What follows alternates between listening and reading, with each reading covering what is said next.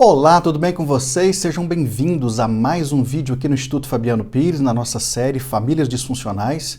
E nós estamos, para você que está nos acompanhando, começando um estudo sobre famílias, estamos vindo desde lá de Adão e Eva, e agora nós vamos falar a respeito da família, ou mais especificamente da pessoa de Noé, tá bom?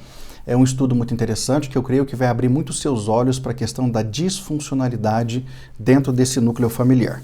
Para isso eu vou usar o texto de Gênesis 9, versículos 24 e 25, que diz assim: Quando Noé acordou do efeito do vinho e descobriu que seu filho caçula tinha feito o que fez, ele disse: Maldito seja Canaã, escravo de escravos será para os seus irmãos.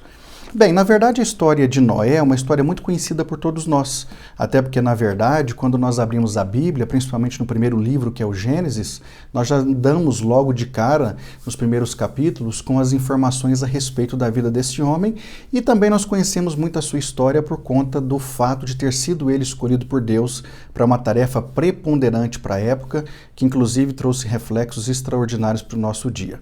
Então, na verdade, de certa maneira, nós podemos dizer que a história de Noé começa em Gênesis 6 e 9, e segundo a Bíblia, o próprio Senhor Deus o chama de homem íntegro, reto e justo, né? Então esse homem, na verdade, era um homem que desfrutava da parte de Deus de reconhecimento por conta do seu comportamento, e segundo o texto bíblico também ele andava com Deus, ou seja, era um homem que tinha intimidade, comunhão com o Senhor. Segundo também o texto bíblico, ele tinha 3 filhos, por nomes Sem, Cã e Jafé, e ele então foi escolhido por Deus para uma tarefa muito bacana, que foi a de construir uma arca, através da qual ele pudesse salvar homens e animais de uma situação específica que Deus enviaria como castigo para a humanidade. Segundo o que nós conhecemos pelo texto, o Noé conseguiu fazer muito bem feito o seu trabalho. Evidentemente ele conseguiu construir essa arca ao longo de muitos anos, mas ele não conseguiu de fato fazer tudo quanto gostaria, porque na verdade ele não conseguiu salvar tantas pessoas, mas ele salvou todas as classes de animais de acordo com a orientação divina, e ele também conseguiu salvar a sua família, que foi um trabalho missionário extraordinário, porque foi através justamente da sua família que a terra passou a ser repovoada. Então, na verdade, também segundo o texto bíblico, Noé ele era agricultor, e por conta de ser um agricultor, ele plantou uma vinha. E segundo o texto que nós temos aqui na palavra, ele plantou essa vinha evidentemente deu uvas, ele fez vinho, bebeu desse vinho, acabou embriagando-se e por conta dessa embriaguez, em algum momento, ele acabou ficando nu. Por conta dessa nudez, seu filho mais novo, né, o Cã, ele viu a nudez do seu pai e contou para os seus irmãos. A grande questão de ele ter contado para os seus irmãos, a Bíblia não deixa muitos detalhes a respeito dessa situação, mas na verdade nós podemos inferir algumas coisas. Com certeza, a maneira como ele fez essa fala fez com que, na verdade, Noé, depois que acordou, ficasse muito irado com essa circunstância. Então, na verdade, depois que ele contou para os seus irmãos Sem e Jafé foram até onde o pai estava nu, de costas entraram com um manto, cobriram a nudez do pai, e quando ele acordou, ficou sabendo disso, então ele amaldiçoou o seu filho. Então, é em cima dessa história que nós conhecemos, é que nós vamos ver algumas disfuncionalidades dentro da casa de Noé. Antes disso, porém, eu preciso falar para você algumas implicações bem interessantes. Primeiro, Noé foi privilegiado, porque ele foi escolhido por Deus, a despeito da tarefa não ter sido nada fácil, mas ele foi escolhido por Deus para ser justamente o autor de um trabalho que preservaria aquilo que Deus havia feito, ou seja, o ser humano, porque na verdade foi através da sua família, ou seja, da sua semente, que a terra veio a ser povoada. Segunda implicação muito importante é que, na verdade, a despeito da sua tarefa não ser apenas de salvar a sua família, mas ele consegue salvar a sua família, ele consegue construir a arca, e ele consegue alertar as pessoas, e ele consegue salvar os animais. Ou seja, de certa maneira, o seu trabalho ficou completo, mesmo, repito, não tendo todo o desfeito que possivelmente ele e o próprio Deus gostaria.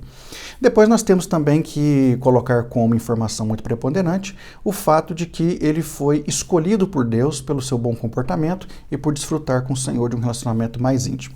E depois também nós temos que ponderar o fato de que seu nome nunca seria esquecido na história, como de fato não foi, não só pela maneira como ele foi escolhido, não só pelo fato de ter construído a arca, não só pelo fato de ter passado pelo dilúvio com a sua família, não só pelo fato de ter salvado os animais, não só pelo fato de que a terra foi repovoada a partir da sua descendência, mas também nós podemos dizer que Deus fez uma aliança com Noé e com toda a humanidade após o momento em que eles saem da arca, né? E nós temos inclusive hoje o arco-íris como símbolo máximo dessa aliança. Então nós percebemos que Noé realmente entra num contexto de uma pessoa extremamente privilegiada pelo próprio Deus para fazer uma tarefa muito específica. Mas dentro da família de Noé, mais especificamente da sua própria pessoa, havia disfuncionalidades.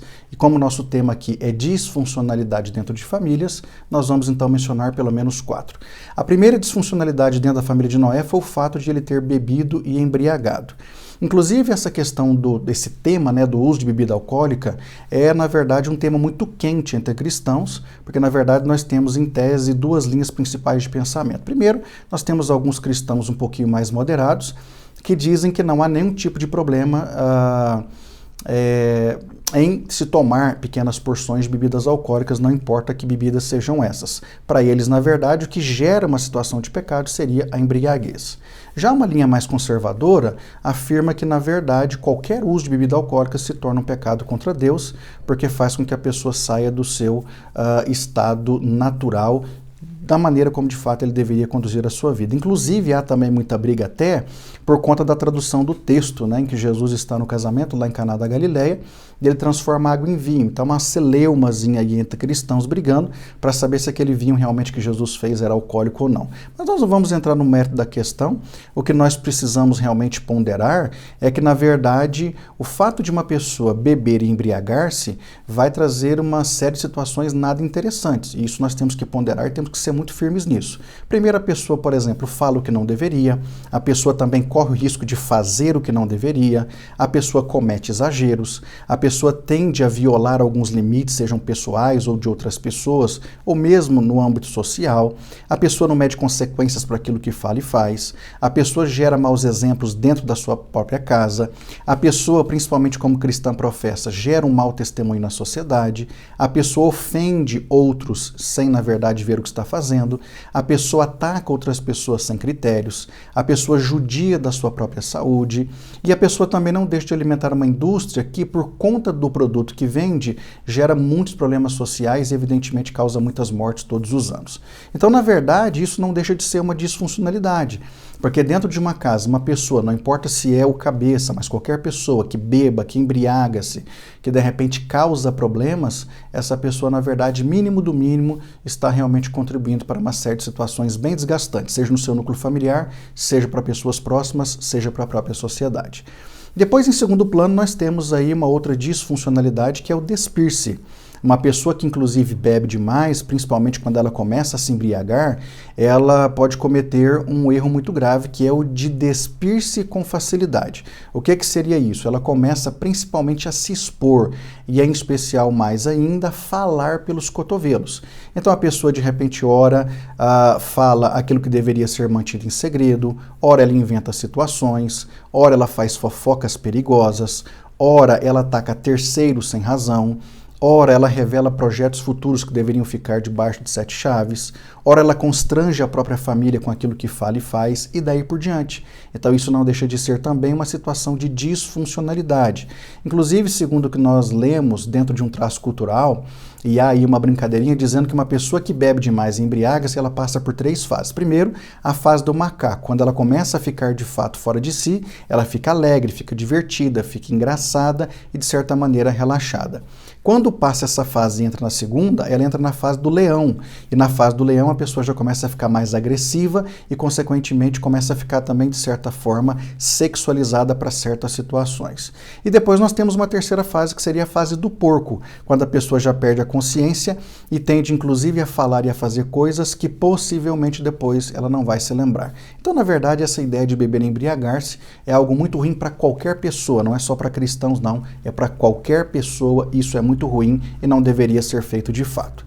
Depois nós temos então uma terceira disfuncionalidade dentro da perspectiva da pessoa do Noé, que foi a ideia de ele proferir maldições.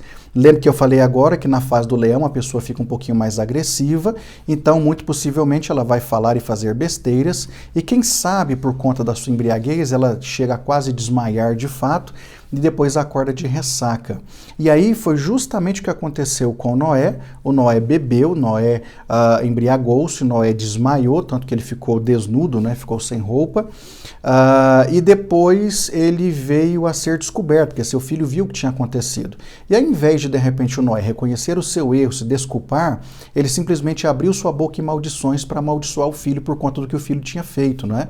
Então, na verdade, o Noé foi, de certa maneira, na contramão daquilo que necessariamente ele deveria fazer. E é isso que acontece mesmo. As pessoas que bebem, elas acabam cometendo muitos erros tais quais, e elas não gostam muito da ideia de arrumar aquilo que bagunçaram, porque, na verdade, isso fere o ego delas. Elas não querem voltar atrás. E isso tem feito com que haja muitos problemas familiares e, consequentemente, também muitos problemas sociais, não é? Há muitas desordens e anarquias hoje na nossa sociedade justamente por falta de uma educação de base. E essa educação de base vem a partir dos pais para com os filhos, não é? Então, os relacionamentos dentro de casa, em tese, estão muito fora de um ideal divino, justamente porque falta da parte dos pais esse bom comportamento para que possa passar para os filhos e, consequentemente, para gerações futuras. Então, os filhos estão sofrendo com maus tratos de todas as ordens. Esses maus tratos, evidentemente, elevam a possibilidade de problemas emocionais muito graves. E esses problemas emocionais graves vão gerar comportamentos desregrados. Agora, de uma coisa nós podemos ter certeza plena e absoluta. O Cã foi amaldiçoado por Noé e não deveria, porque o seu pai deveria abençoá-lo e não amaldiçoá-lo.